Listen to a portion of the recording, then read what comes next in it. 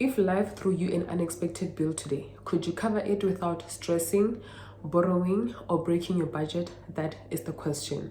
Understand that an emergency fund is not just for in case. It's for peace of mind, protection, and power.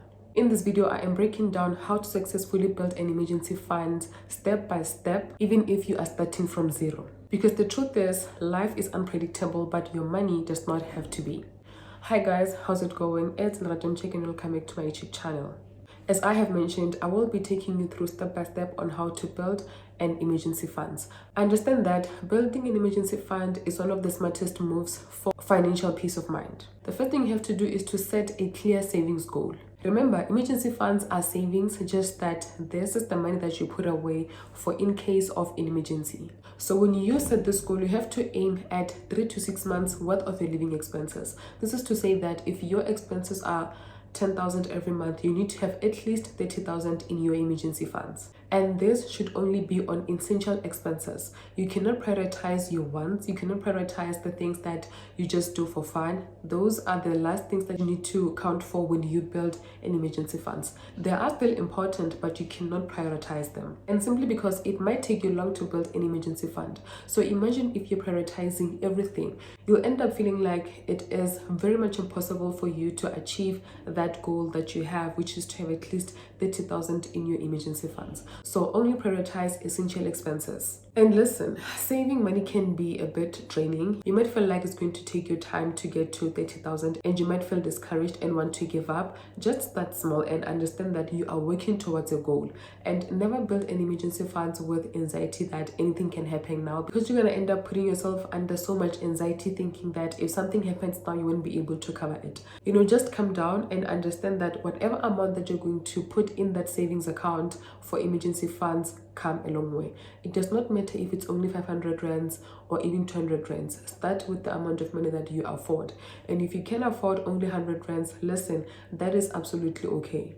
And for me, what I do is that I set mini goals to say, let me aim at having 5,000. Even though my essential expenses do not amount to 5,000, for me that is a goal. And I know that it's going to be easy for me to get to 5,000 than it is for me to get to 10,000.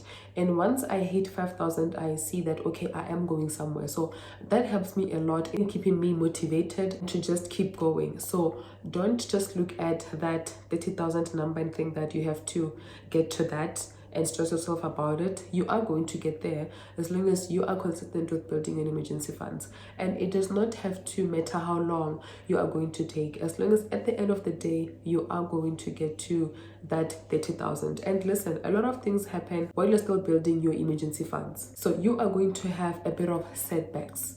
And if you are so obsessed about getting to 30,000, you might feel a bit discouraged. So just take it one step at a time, putting in whatever amount of money that you afford to put in, but keep working towards the goal. And just don't give up on emergency funds.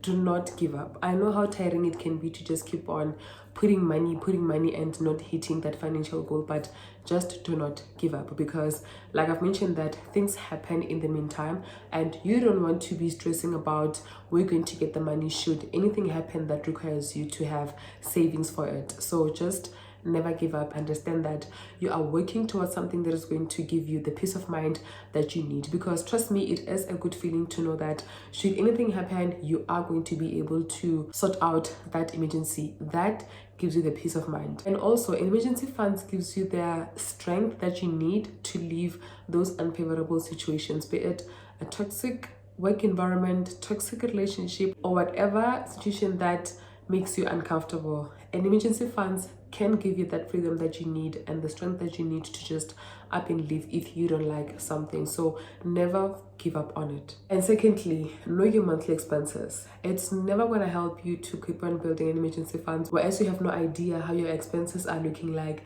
how much they even cost. It's never going to help, because the whole purpose here is to have a certain amount that amounts to 3 months worth of your living expenses. And if you have no idea how much your expenses are, what number are you going to work towards? So sit down with your budget, sit down with your bank statement to look at how much you are spending on each of the essential expenses. Remember, this is where we are prioritizing.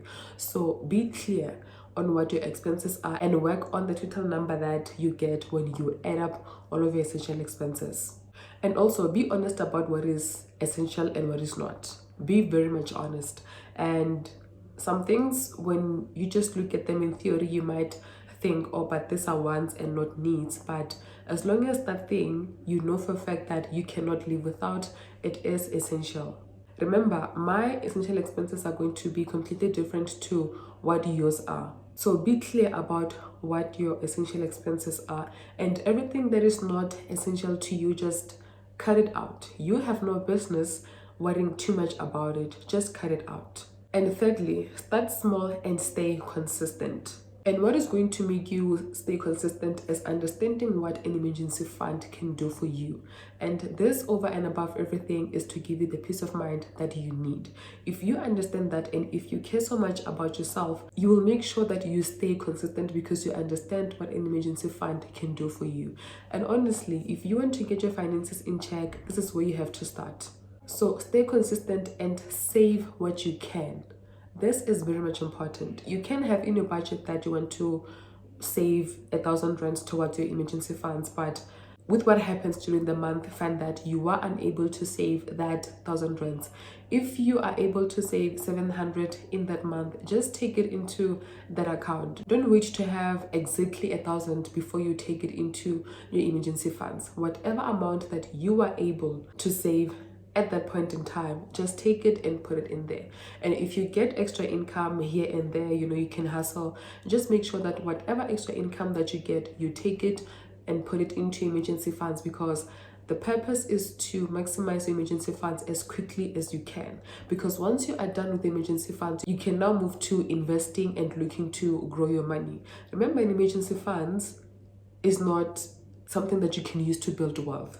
This is for your peace of mind. Should anything happen, you are able to cover that. This is something that is going to make sure that you do not go and get loans, borrow money to cover that emergency. So the earlier you finish up with it, the better, because then you will now be able to go and look at ways in which you are going to increase your income and increase your wealth. And another thing that is going to help you is to set automatic transfers to your emergency funds. Do a debit order.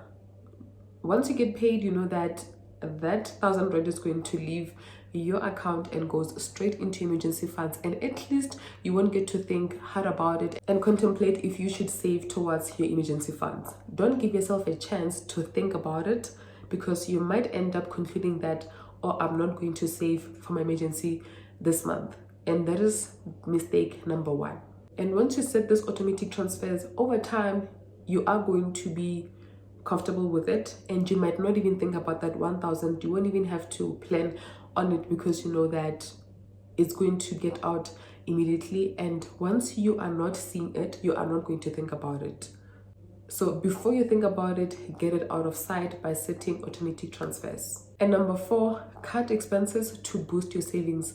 This is so important. And listen, if you are serious about your finances, trust me, you will cut out those non-essential expenses that are eating your money that you should be taking into your savings and investments. And emergency funds being the first thing that you have to build when you get on your personal finance journey, you need to understand that at this point in time, you have no business entertaining the non-essential expenses. So what you have to do is to cut back on those. Cancel those subscriptions. Reduce the amount of money that you spend on takeouts. Reduce outings and limit impulsive buys. Once you do that, you will then have enough money that you're going to take into your emergency funds. And the one thing that people don't understand is that you are not going to live like this for forever. Once you are done with the emergency funds, at least you'll know that, oh, you have a bit of money to spend on yourself. However, at this point in time, you don't have that luxury of just spending money on everything and anything, because you have an emergency fund that you have to prioritize. And if when you do your budget, you get to see that, oh, I'm not going to spend a lot on hair this month, don't think about where you can focus that money on. Immediately take it and put it into emergency funds. Once you see that, okay, you have no plans of going out this month, but however, you have it budgeted, take the money and put it into your emergency funds. This is how you're going to boost your emergency funds and mix it out as quickly as possible. And all of this boils down to intention. Yes, you can afford to put in 1,000 rands, but you could find that there is where you can free money and end up putting in 1.5. So make sure that you do that. And number 5, use unexpected income wisely. Tax refunds, bonuses, side hustle money, or birthday gifts, that comes as e-wallets. Take that money and put it into your emergency funds. And with side hustle money, actually, if you are building emergency funds, you need to understand that whatever extra income you get from your side hustles must go to your emergency funds. Same as when you are done with it, it has to go to your investments. Because that money, especially if you have a 9 to 5, that money must help you build wealth. And if your 9 to 5 is not enough to afford you to save towards emergency funds, then look to build a side hustle. Even if it gives you 500 rands, that money is a lot. Trust me, it is a lot. Because should anything happen, you have something that you're going to lean on instead of going to get debt and you're going to get charged interest and end up paying a whole amount of money. So whatever income that you make on the side, it goes a long way. I don't care if it's 200 rands, 100 rands. Listen, if you were to make 200 rands every day and take 100 rands and put it into your savings, at the end of the month, you're going to have 3,100 saved. That is a lot. But simply because it was coming as 100 rands, 200 rands, you don't see it. But the one thing that is going to help you with manage that kind of money is that whenever it hits your bank account, it goes straight into your emergency funds. So look to build that side hustle and take the money into emergency funds. And now people are getting tax refunds. Don't spend it. Okay, give yourself, just a bit of it, and most of it must go into your emergency funds. It is nice to have SARS pay you. Unfortunately, listen, I had to pay SARS, I think, 32 cents. I was, quite sad. If I was going to get a tax refund, that money is going to go straight into my emergency funds because I am also building it from scratch. And I make sure that extra income, most of it is going into that emergency funds because I have to have enough in my emergency funds should anything happen. So whatever extra income you make, just spend it wisely. And number 6, keep it in a separate easy access account. You have no business fixing emergency funds because what do you mean? If something was to happen at midnight today, how are you going to get access to the money? Are you not going to go borrow knowing that you have savings and that borrowing is going to come at a cost? Just make sure that your emergency funds are in an easy access account. And also make sure that this account is earning you a high interest rate. And it must be a separate account. If you are using Capitec for day-to-day transactions, maybe open another account with another bank and put your emergency funds in there. Personally, I bank with Capitec for my day-to-day, and then I put my emergency funds with FNB. And listen, that card, I put it away. That card because I don't use it. I don't even want to, keep it in mind that I have access to that account. I just put it away and I only make transfers into that account. Only when I need that money, I will think, oh, where did I put it? And now I have to go and find it. So keep it in a separate account and just take that account out of your mind. Because the problem, you have it in your mind, you then program your mind to know that you have access to it. So just keep it out of sight and forget about it. And also do away with the habit of, getting into the banking app and checking how much your emergency funds are. Stop that habit. If you're that person, stop that habit. Because you're going to end up having a plan for that money. Even though it's for emergencies, you might feel like, oh, I can take it and buy hair, buy sneakers, buy a shirt, and I'm going to replace it at the end of the month when I get paid. Yes, you might. But now you are sacrificing money for something and putting it into your emergency funds. Whereas at that point in time, you had no business tapping into your emergency funds. So don't have the app. Do not have the app. Should anything happen and need that money, you will then download the app at that point in time. But on a regular day, do not have the app. And number 7, only use it for emergencies. Whatever that spending edge you have to buy a weave, it is not an emergency. So you don't have to tap into emergency funds to fund that expenditure. Don't make that mistake because you are holding yourself back. And I used to have a habit of saying, oh, but I have this emergency funds, I can just take 300 go out and I'm going to put it in at the end of the month when I get paid. When I realized that it's not helping me anyhow because I'm holding myself back, I stopped that habit. I stopped and I started taking my budget so serious, because if I budget zero for outings this month, it means I must not go anywhere, and I must make sure that I do not go anywhere. And I have gotten better with it actually. I hardly touch my emergency funds. And at this point in time where I'm starting from scratch, listen, I don't touch that amount in there. I do not, because I want to see it growing every single month.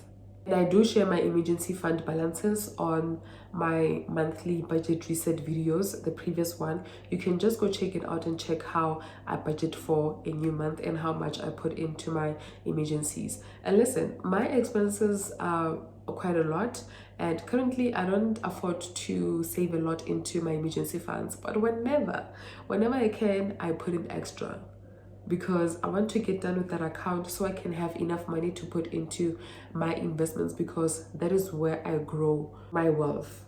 Emergency funds are just there, and I don't really, care much about them. I don't even count them for wealth building. I focus on my investments. I honestly cannot wait to get done with my emergency funds, because listen, I have plans, and this emergency fund does not want to get maxed out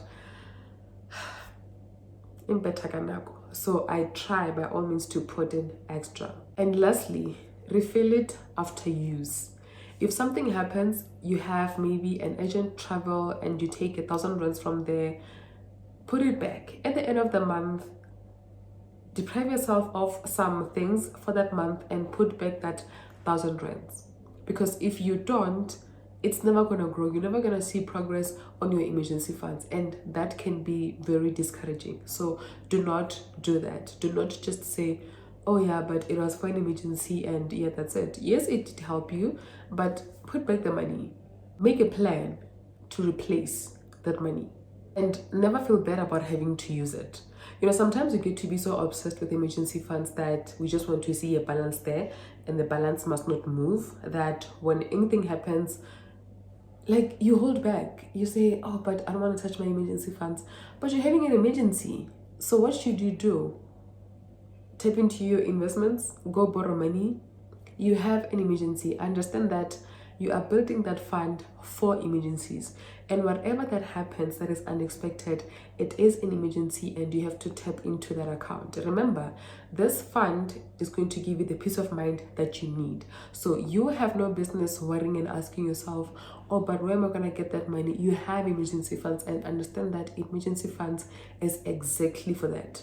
I know we want to keep as much money as we possibly can, but let's understand what emergency funds are for and use it for that purpose. So don't feel bad about tapping into your emergency funds. So yeah, I really hope that this video was very much helpful, and you are going to take emergency funds so serious, and you're going to prioritize it. And with that being said, thank you so much for watching. I will see you in my next video. Bye.